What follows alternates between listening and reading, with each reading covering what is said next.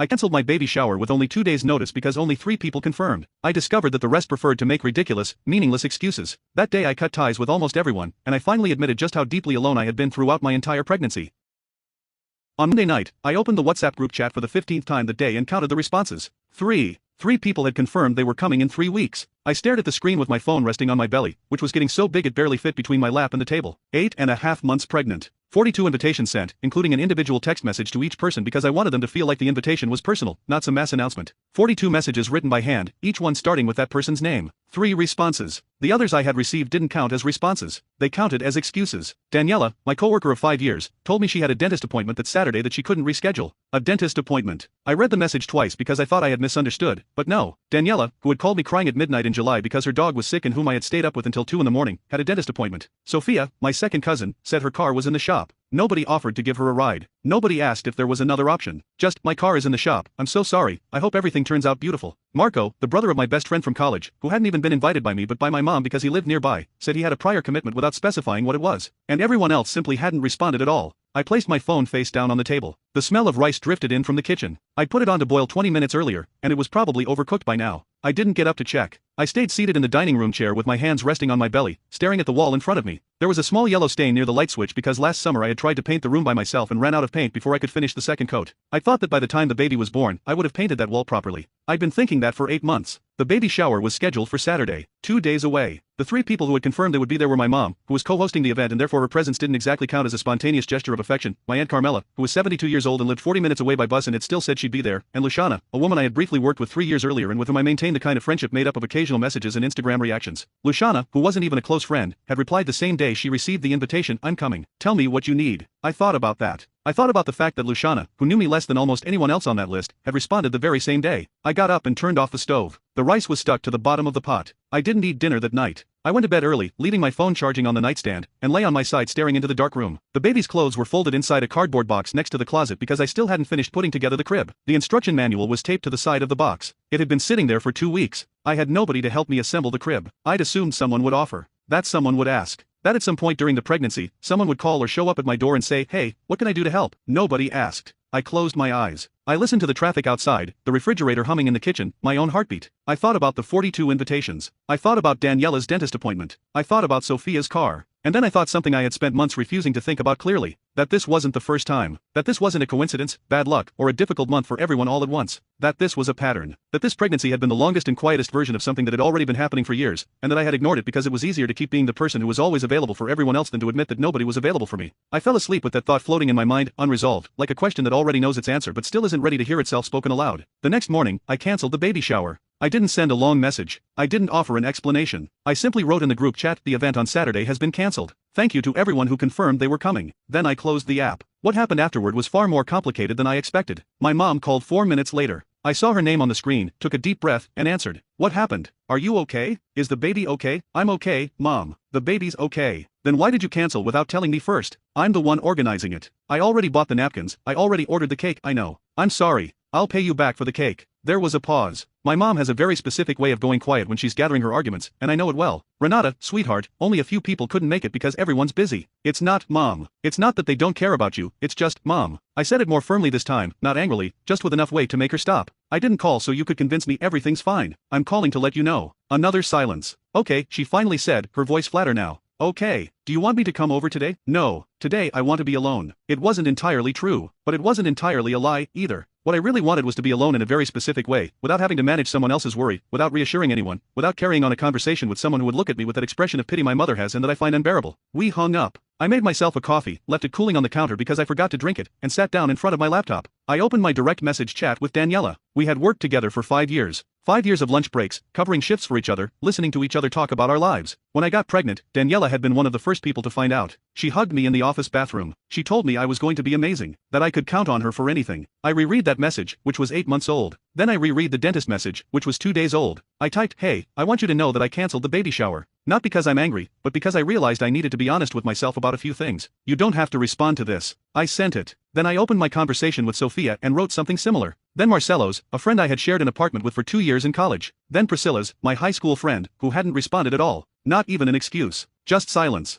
They weren't confrontation messages. They weren't accusations. They were something closer to an inventory. A way of saying, I saw what happened. I can see the dates on the messages. I can see how much time passed. I can see what you wrote and what you didn't write. And I'm not going to pretend I didn't notice anymore. Most people didn't respond immediately. Daniela replied that afternoon. It was a long message, full of apologies and explanations. The dentist appointment was actually an orthodontist appointment she had been waiting months for and genuinely couldn't reschedule. She said she felt terrible. She said she hadn't fully understood how much the event meant to me. The message ended with, "Can I come visit you this week?" I read it twice. Then I replied, "Sure." Thursday afternoon. Not because I was certain I wanted to see her, but because I needed to find out whether her response in person would be different from the pattern I had been observing from a distance. Sophia, on the other hand, sent a voice message. I listened with the phone pressed to my ear while pacing around the living room. In the recording, she explained that her car really was in the shop, that she felt terrible about it, that she hoped I understood. She didn't say anything about the baby. She didn't ask how I was doing. The voice message lasted 45 seconds and was, in its entirety, a defense of Sophia. I didn't reply. That afternoon, I got a message from Luciana. She didn't know about the cancellation yet because she'd been in meetings all morning. When she saw it, she wrote, "Oh, Renata, talk to me. Are you okay? Not, that's too bad. I hope everything's okay. Not, let me know if you need anything. Just talk to me." I stared at those two words for a moment. Then I typed, "Not really, but I think I needed this to happen so I could finally realize a few things." Luciana replied, "Do you want me to come over tonight? I have some flan my mom made in the fridge and absolutely nothing to do." I smiled. The first real smile I'd had in 2 days. I typed, "Yes. Come by at 8. That night, Luciana arrived right on time carrying the flan and a baby blanket she had bought that very afternoon without saying a word about it. It was wrapped in brown craft paper with a green ribbon tied around it. I hugged her at the door and had to make a conscious effort not to cry. Not because I was sad. Because of the contrast. Because of how obvious it becomes, when someone is truly present, just how long someone else hasn't been. We sat on the couch eating flan, and I talked. Not carefully. Not measuring every word to make sure I sounded reasonable. I talked the way I hadn't talked in a long time, without pausing to see if the other person was keeping up, without apologizing for my tone. I told her about the dentist appointment, about the car, about Priscilla's silence. I told her about 8 months of carrying this pregnancy mostly alone, about the night staring at the crib instructions taped to the wall, about the pot of burnt rice,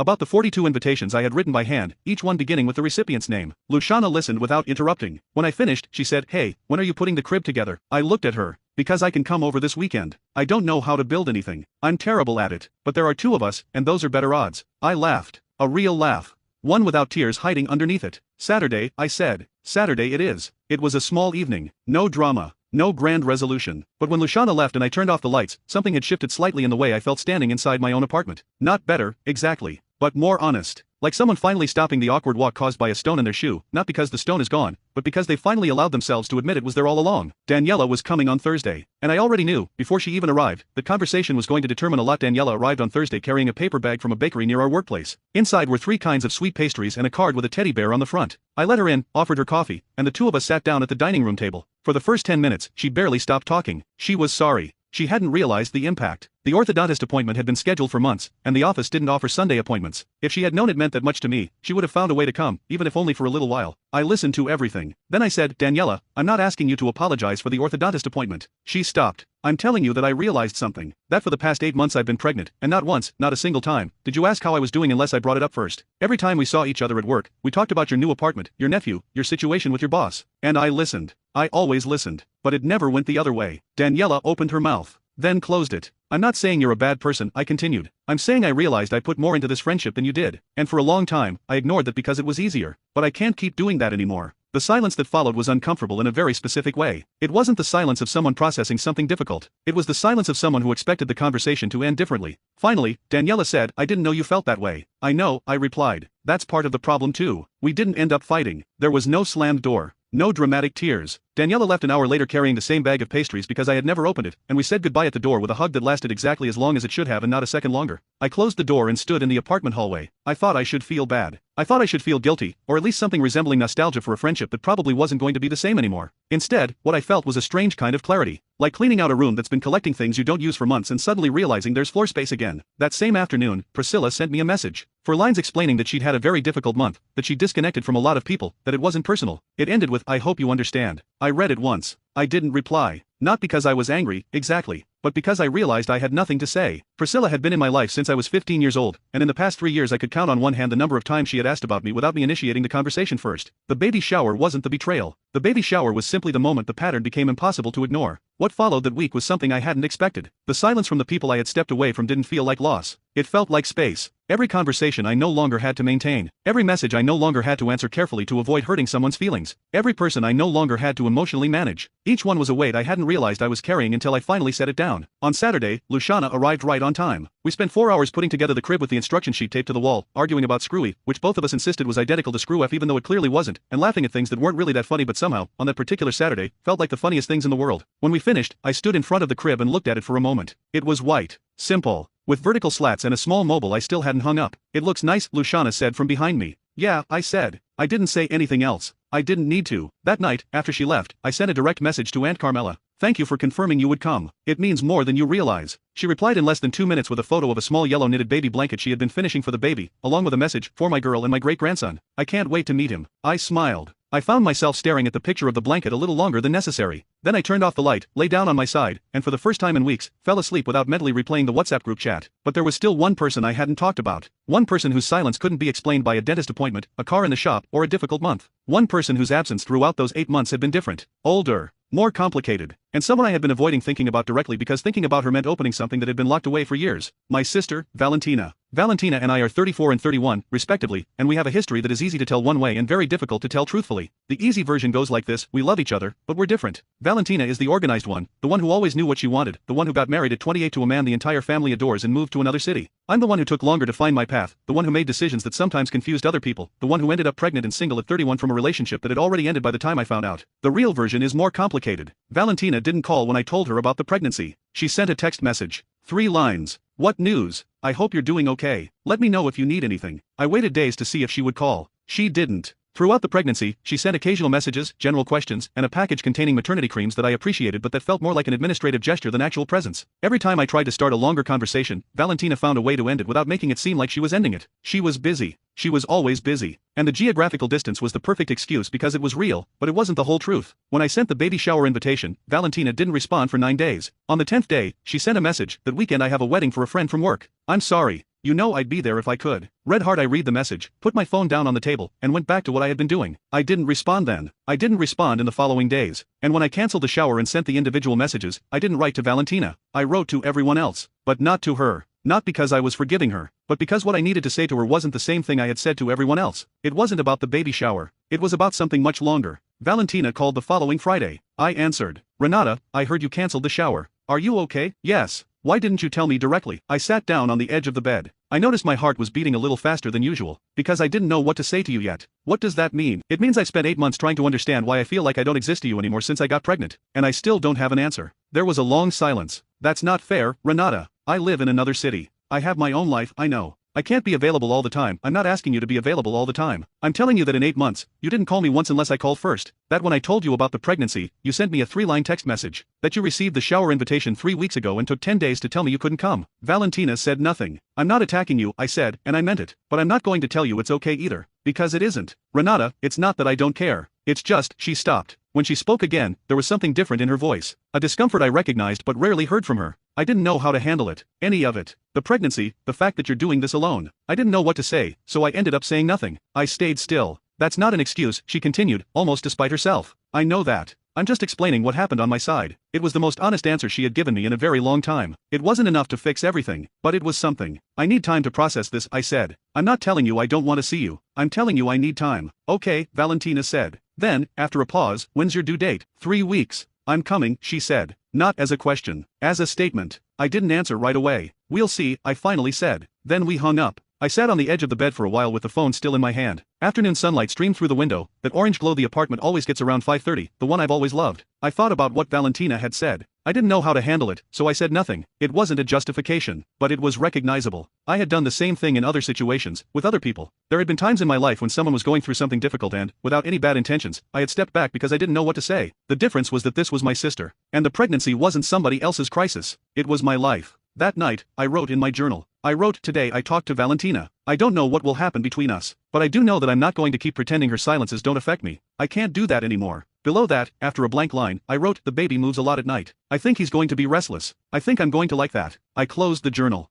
I placed it on the nightstand beside my phone. Outside, the neighborhood hummed with its usual Friday night sounds. Inside, the white crib stood assembled beside the window, and Aunt Carmela's yellow blanket was already folded neatly inside the small drawer of the changing table. 3 weeks remained. And for the first time since canceling the baby shower, I wasn't thinking about the 42 invitations. I was thinking about what came next. 3 weeks later, I had the baby on a Tuesday afternoon. It wasn't dramatic or cinematic. It was long, exhausting, and there were moments when I simply wanted it to be over. My mom was with me. She had been there since 5 in the morning, without asking questions, without offering opinions, simply present. And Luciana showed up at 2 in the afternoon carrying a bag of snacks and sat in the waiting room with her phone face down on her lap for 4 hours without complaining once. At 6:17 p.m., I heard my son cry for the first time. His name was Tomasz. I hadn't chosen a name beforehand because I didn't want to make that decision alone. I wanted the name to come when the baby came, and when I saw him, I knew. That was his name. They placed him on my chest, and I stayed very still, my heart beating so hard I thought he might be able to hear it. Tomasz blinked, wrinkled his nose, and stopped crying. He just stayed there, warm and tiny and completely unaware of everything that had happened in the months before. I thought, hello. Just that. Hello. Valentina arrived the next day on the first flight she could get. She showed up with dark circles under her eyes and a canvas bag slung over her shoulder. When she walked into the room and saw Tomasz sleeping in the bassinet beside my bed, she stopped in the doorway for a second before coming all the way inside. She walked over to the bed, looked at me. Hi, she said. Hi, I replied. She looked at the baby for a long moment, wearing an expression I couldn't quite name but immediately recognized as genuine. He looks like Dad, she said softly. A little. She sat down in the chair beside the bed. For a while, she didn't say anything else. I'm sorry I let you down, she finally said. Not dramatically. Just simply. And somehow that simplicity made it harder to hear. I didn't answer right away. I looked up at the ceiling. I also failed by not telling you sooner how I felt, I said at last. It wasn't complete reconciliation. It wasn't as though the previous 8 months had suddenly disappeared. But it was a starting point. Valentina stayed for 2 days. She helped with small things. Errands. Paperwork. A trip to the lab that I couldn't manage alone with a newborn. We didn't talk about everything that still needed to be discussed because it wasn't the right time, and we both knew it. But we didn't ignore it completely either. When she left, we hugged at the door longer than we had in years. Over the following weeks, I began learning the baby's rhythm and the new rhythm of my life with a mixture of exhaustion and something I didn't quite know how to name. It wasn't happiness exactly. Not yet. The exhaustion was too real. The days were too short. The nights were too long. But there was something solid underneath all of it. Something I had never felt so clearly before. As for the people who had let me down, some remained in my life, just differently. With more distance. Shorter conversations. Expectations I no longer had to lower from a level they never should have been set at in the first place. Daniela remained a coworker, but she was no longer the person I called when I needed something real. Sophia sent a gift for the baby through a delivery service. It was a nice gift. There was no card. I sent back a brief thank you. Priscilla never wrote again. Neither did I. Luciana came by every Wednesday afternoon carrying something to eat and stayed for 2 hours. Sometimes we talked. Sometimes we simply put something on television while Tomasz slept in his baby carrier. It was enough. More than enough. My Aunt Carmela called every Sunday at 10 in the morning, punctual as clockwork, and always asked the same question: how are the two of you doing? The two of you. Never just me. The two of us. For some reason, I appreciated that more than anything else. A month after Tomasz was born, I opened the WhatsApp group chat I had created for the baby shower and archived it. I didn't delete it. I simply archived it. I didn't need to reread it. I knew what it said. I knew what it didn't say. What I did do was write in my journal. I wrote, today I realized that I'm never going to organize my life around people who don't make room for me in theirs. Not as a punishment for them. As an act of care for myself. Below that, I wrote, Tomasz smiled today. It was probably gas. But I swear it was a smile. I closed the journal. Outside, it was an ordinary Tuesday afternoon. Inside, Tomasz slept in the white crib beneath the mobile I had finally hung, and Aunt Carmela's yellow blanket was rolled up beside him. There was nothing extraordinary about the scene. But standing in the doorway, watching my son sleep, I thought that was exactly what I wanted. Nothing extraordinary. Just this.